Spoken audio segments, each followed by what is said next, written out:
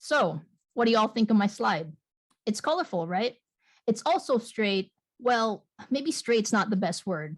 What I'm trying to say is that it's direct to the point. So I hope you're thinking that it's a great slide because you can immediately recognize what my research is about.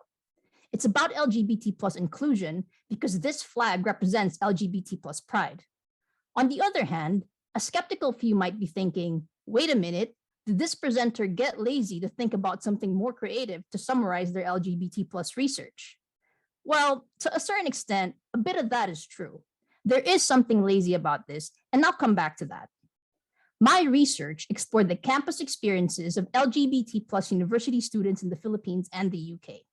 I surveyed about 3,000 LGBT plus and non-LGBT plus students across 42 UK and Philippine universities to explore their campus perceptions and experiences. And then I also interviewed 35 LGBT plus students from 13 different universities to better understand their experiences across campus spaces. My results showed that, unfortunately, LGBT plus students, regardless of country, still experience more negative campus environments than non-LGBT plus students. But my results also showed that there's something we can do to change this, particularly by promoting three things: LGBT plus representation, LGBT plus visibility, and LGBT plus recognition.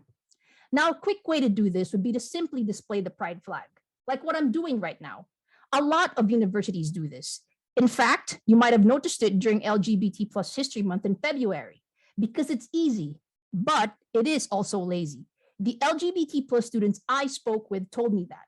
This is why the specific recommendation from my research is for universities to consistently promote positive LGBT plus representation, visibility, and recognition across university groups, policies, and programs. Don't just do it during LGBT plus History Month. Mention LGBT plus policies and programs throughout the semester. Make them visible so that LGBT plus students know what's available, where, and how they can access them. Support diverse LGBT plus representation in student groups. Make sure that you recognize different LGBT plus identities. I chose this version of the pride flag because it makes underrepresented groups within the LGBT plus community visible. The black and the brown stripes represent LGBT plus people of color. The light blue, pink, and white represent trans people. The yellow with the purple circle represent intersex people. But remember, it's not enough to just display the pride flag.